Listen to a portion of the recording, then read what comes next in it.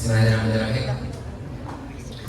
Yang pertama itu tentang apakah jodoh itu cerminan atau saling melengkapi gitu ya. Nah, di Quran surat An-Nur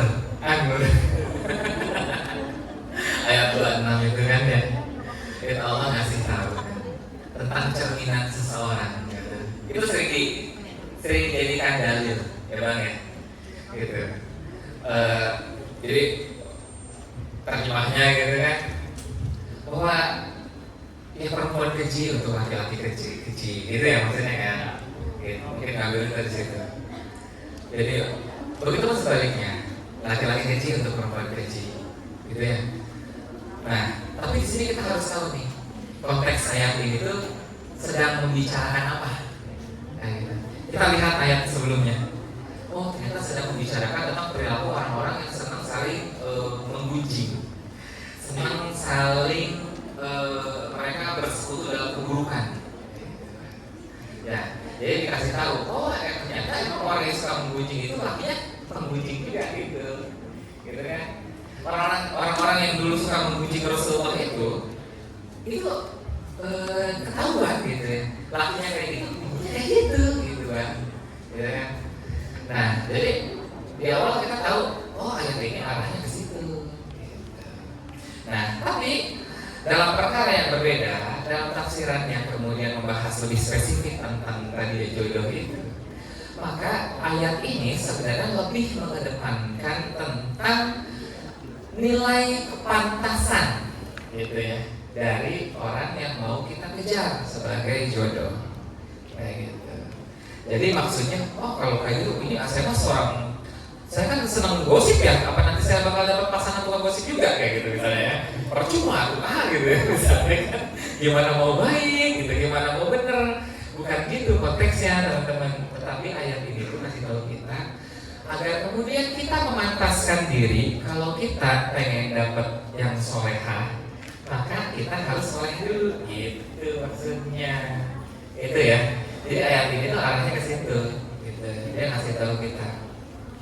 Ya, begitu pun juga sama gitu. Sekarang kondisi kita saat ini masih dalam keadaan yang menurut versi kita ya, oh saya kurang baik nih, oh ya kayak gitu kan, pengen dapat istri hafizah gitu kan, tapi saya boro-boro Iqra 1 juga belum lulus gitu kan. Berarti kan nggak selevel ya kayak gitu kan, kayak gitu. Nah poinnya di sini adalah tadi kita balik-balik ke ayat tersebut. Maksudnya memantaskan diri dengan kapasitas orang yang kita pengen, kayak gitu. Artinya kita berproses untuk menuju ke situ, gitu ya. Oh berarti saya belajar dulu nih.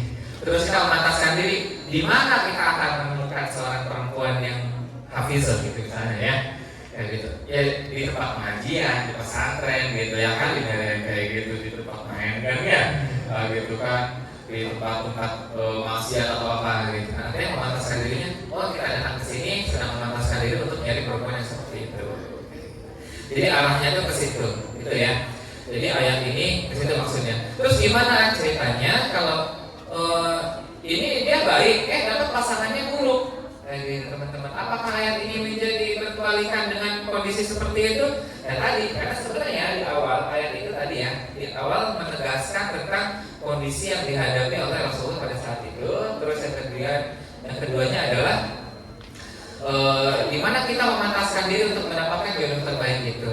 Nah, ketika ada sebuah kondisi di mana ternyata kita melihat ada orang baik tapi menikah dengan orang zalim, teman-teman, maka di sini kita akan melihat bahwa sesungguhnya ayat ini menjelaskan tentang orang baik mah ketika dia menghadapi orang yang buruk, maka orang buruk itu menjadi sarana dia untuk tetap teguh istiqomah dengan kebaikannya seburuk apapun pasangannya, kayak gitu.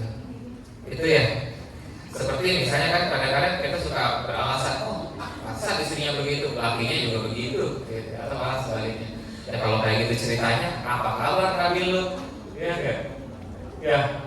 Terus juga apa kabar Siti Asia? Kayak gitu ya. Kayak gitu. Siti Asia lakinya siapa? Firaun. Laki-laki macam mana yang lebih buruk dari Firaun? Gitu ya. Gitu. Ya Ya, tapi ternyata Asia menjadi satu dari 4 manusia paling mulia, ya kan? Gitu. Wanita paling mulia Asia punya laki kayak gitu. Itu harusnya ini kontra dong dengan ayat yang tadi, karena ternyata tidak. Justru walaupun laki-lakinya seperti itu, untuk Asia laki-laki tersebut menjadi jalan dia untuk tetap menjadi pribadi yang baik, kayak gitu, gitu kan ya. Dengan kezaliman yang dilakukan oleh suaminya, dia tetap teguh untuk berpegang kepada agama tauhid, kayak gitu. Jadi maksudnya itu kesana, kayak gitu. Ini nanti bukan ayat itu lagi yang akan menjawab, kayak gitu. Jadi gitu ya. Jadi maksudnya kita melihat ayat tersebut sesuai dengan konteksnya, bukan sesuai tekstual. Allah alam.